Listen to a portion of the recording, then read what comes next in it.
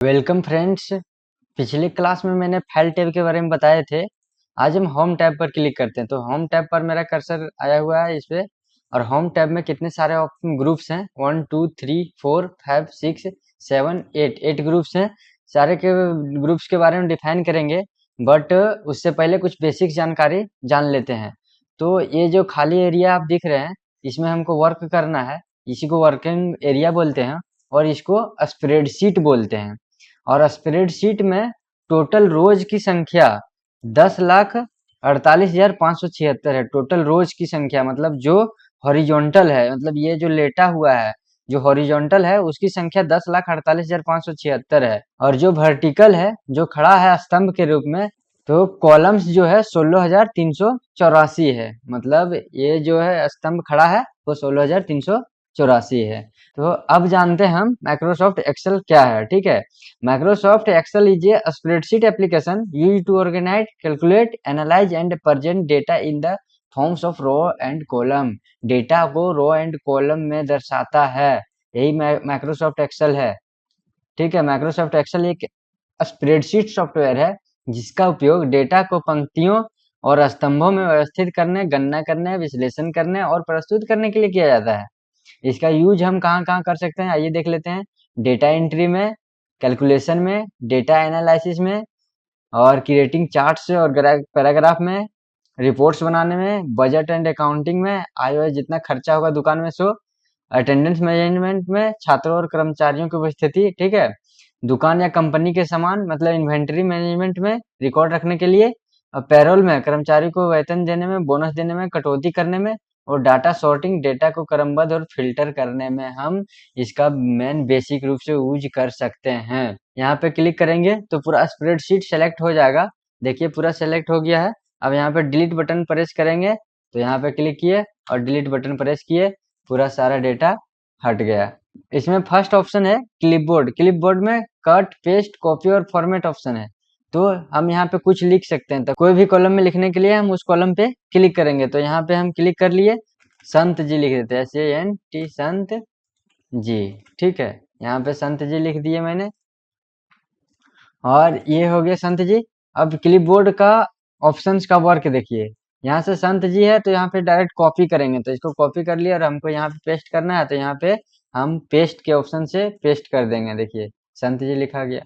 और अगर यदि यहाँ से हटाना है तो इस पे क्लिक किए और कट किए और हम यहाँ पे पेस्ट किए तो वहां से हट गया और यहाँ पे आ गया। और फॉर्मेट पेंटर का काम क्या है, तो इसमें से हम थोड़ा सा डिजाइनिंग कर देते हैं। ये सेल में ये रेड और फॉन्ट रेड कलर का, तो ये हो गया इस तरह से। अब इसको हम फॉर्मेट पेंटर पे क्लिक करेंगे और इसमें यही स्टाइल हम इसमें लगा देंगे। ये देखिए यही स्टाइल इसमें लग गया। दूसरा जगह करके देख लेते हैं। यहाँ से हम इसको सेलेक्ट किए और यहाँ पे हम दूसरा नाम लिख देते हैं। यहाँ लिख देते हैं अंजू, ANJU, अंजू लिख दिए यहाँ पे। और हम इसको फॉर्मेट पेंटर क्लिक करेंगे और इस पे फॉर्मेट पेंटर कर देंगे। देखिए अंजू रेड कलर का हो गया। मतलब जो डिजाइन से ये बना हुआ है वो डिजाइन से ये बन जाएगा। यही है फॉर्मेट पेंटर का काम। तो क्लिपबोर्ड के बारे में समझ गए होंगे। नेक्स्ट है फॉन्ट। तो फॉन्ट में फर्स्ट है फॉन्ट का स्टाइल चेंज करना है। अंजू देखिए अभी कैलिब्री में लिखा हुआ है, इसका स्टाइल चेंज करेंगे अल्जेरियन, तो इसका स्टाइल देखिए चेंज हो गया है। ठीक है, ये स्टाइल चेंज हो गया अल्जेरियन से। और इसका साइज बढ़ाना है तो यहाँ से साइज बढ़ेगा घटेगा, और इससे बढ़ेगा साइज, और इससे छोटा साइज का ये से फॉन्ट का साइज घटेगा और बड़ा साइज का ये से बढ़ेगा, इंक्रीज और डिक्रीज। तो ये है बोल्ड ऑप्शन। यहाँ से क्लिक करेंगे तो फॉन्ट बोल्ड होगा, इटैलिक हो जाएगा। कोई भी ऑप्शन पे क्लिक करेंगे तो इटैलिक हो जाएगा। और अंडरलाइन करना है तो ये अंडरलाइन। अंडरलाइन में बहुत सारा ऑप्शन है, डबल अंडरलाइन करना, सिंगल अंडरलाइन। ठीक है, और ये एक स्प्रेडशीट है जो अभी साफ सुथरा है, इसमें कुछ भी नहीं है। तो यहाँ से हम स्प्रेडशीट के लिए कॉलम बना सकते हैं, बॉर्डर, कॉलम के लिए बॉर्डर बना सकते हैं। तो देखिए यहाँ पे ऑल बॉर्डर का ऑप्शन दिया हुआ है, तो ऑल बॉर्डर पे क्लिक करेंगे तो देखिए ये अभी खाली एरिया है। इस ये जो स्प्रेडशीट दिया हुआ है ये प्रिंटेबल नहीं है।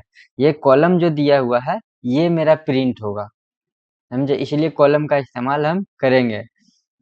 ठीक है, नेक्स्ट ऑप्शन है कलर डालने का। तो कोई भी सेल में, इसको सेल बोलते हैं, कॉलम और रो को जो मिल के जो बनता है उसको सेल बोलते हैं। और सेल में हमको कोई भी कलर डालना होगा तो हम ऐसे डाल सकते हैं बकेट से।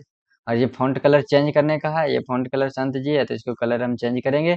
तो इसका कलर ये कलर हो जाएगा, कोई भी कलर हम कर लेते हैं, ब्लू कलर करते हैं। देखिए फ़ॉन्ट का कलर ब्लू हो गया। अलाइनमेंट, अलाइनमेंट में का जो ऑप्शंस है, ये जो है सो देखिए संत जी लिखा हुआ है, हम रो को थोड़ा सा चौड़ा कर लेते हैं। देखिए ये चौड़ा हो गया तो ये नीचे आ गया। लेकिन अब जब हम इसको सेंटर में करना चाहेंगे बीच में, तो यहाँ पे क्लिक करके हम इसको मिडिल अलाइन में सेंटर कर सकते हैं। देखिए मिडिल में आ गया और इससे हो जाएगा अप। ठीक है, और ये नीचे का जो ऑप्शन है अलाइन लेफ्ट है, अभी मेरे पास अलाइन लेफ्ट की ओर है अप में। इसको हम बड़ा कर लेते हैं तो अच्छा से समझ में आएगा। इसको बीच में करने के लिए हमको इस पे क्लिक करेंगे तो ये बीच में आ गया, और राइट साइड करने के लिए राइट में आ गया। तो इसको बीच में और मिड में करना है तो ये मिडिल अलाइन में करेंगे। देखिए बीचों बीच आ गया। अगर ये टेढ़ा मेढ़ा फॉन्ट लिखना है तो यहाँ से कर सकते हैं वर्टिकल। तो इसको हम इस तरह से सेट कर दिए तो देखिए संत जी किस तरह से टेढ़ा हो गया। तो ये ऑप्शन है यहाँ पे दिया हुआ है, ऊपर की सीधे इस तरह से करना चाहते हैं, वर्टिकल करना चाहते हैं तो वर्टिकल हो गया। हॉरिजॉन्टल में रखना चाहेंगे तो हॉरिजॉन्टल हो जाएगा। ठीक है, तो ये ऑप्शंस दिए हुए हैं। ये है डिक्रीज इंडेंट और ये है इंक्रीज इंडेंट। तो इंक्रीज इंडेंट करना है तो देखिए ये लेफ्ट साइड में इंडेंट मतलब लेफ्ट साइड में जगह छोड़ दिया है, और राइट साइड में ज़्यादा जगह चाहिए तो लेफ्ट राइट साइड में ज़्यादा जगह छोड़ दिया है।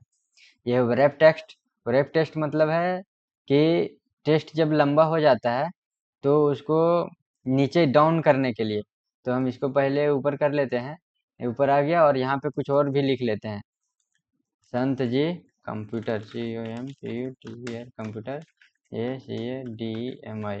तो ये देखिए मेरा तीन कॉलम ले लिया, 1 2 3। तो इसको हम रैप टेस्ट करेंगे। तो क्या करेंगे, रैप टेस्ट। तो इस पर क्लिक किए और यहाँ से रैप टेस्ट किए तो संत जी कंप्यूटर एकेडमी नीचे आ गया। इसको हम Ctrl Z कर लेते हैं और फिर से फर्स्ट रैप टेस्ट करके देखते हैं। यहाँ पे सेलेक्ट क्लिक किए ये सेल में और रैप टेस्ट पे क्लिक किए तो देखिए संत जी कंप्यूटर एकेडमी नीचे आ गया। मर्ज एंड सेंटर का क्या उपयोग है, तो मर्ज एंड सेंटर का उपयोग है, अगर यदि 3 कॉलम्स को हमको तो 6 कॉलम को एक करना है तो ये चौखुट बटन, ये जो कर्सर दिख रहा है तो इस पे क्लिक करेंगे और इसको लेफ्ट बटन दबाए हुए प्रेस करके जितना भी कॉलम को हमको मर्ज एंड सेंटर करना है उसको हम सेलेक्ट कर लेंगे और यहाँ से मर्ज एंड सेंटर पे क्लिक करेंगे तो ये एक ठो सेल बन जाएगा। ये था अलाइनमेंट ऑप्शंस में। अब मान लीजिए कि संत जी में हम रैप टेक्स्ट हटा देते हैं और ये यहाँ तक आ गया और हमको 2 कॉलम को मर्ज एंड सेंटर करना है तो हम यहाँ से मर्ज एंड सेंटर कर लेंगे। तो ये देखिए बीच में आ गया, इसको भी बीच में कर लेते हैं, ये 2 मर्ज हो गया, ये कॉलम वहीं का वहीं रह गया। तो ये ऑप्शंस थे। इसके अलावे हम यहाँ से न्यू सीट ले सकते हैं। ठीक है, शीट नंबर 2 में चल गए, शीट नंबर 1 क्लिक किए और इसका नाम भी चेंज कर सकते हैं। यहाँ से रीनेम करेंगे और यहाँ पे लिख देंगे संत सीट।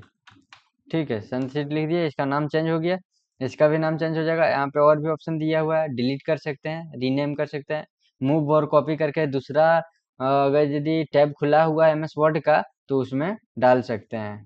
ठीक है, और यहाँ पे जूम और जूम आउट का ऑप्शन दिया हुआ है। छोटा करेंगे तो सेल जो है सो छोटा होगा और डिक्रीज माइनस करेंगे तो, और प्लस करेंगे तो सेल का साइज बड़ा होगा। ये देखिए अभी 100% है, देखिए ये कोना में 130%, राइट साइड कोना में देख सकते हैं 130% में कितना बड़ा दिख रहा है। हम 100% कर लेते हैं, 110% अभी भी 100% कर लिए। तो ये बेसिक्स थे MS एक्सेल के। आज की क्लास में बस इतना ही, धन्यवाद।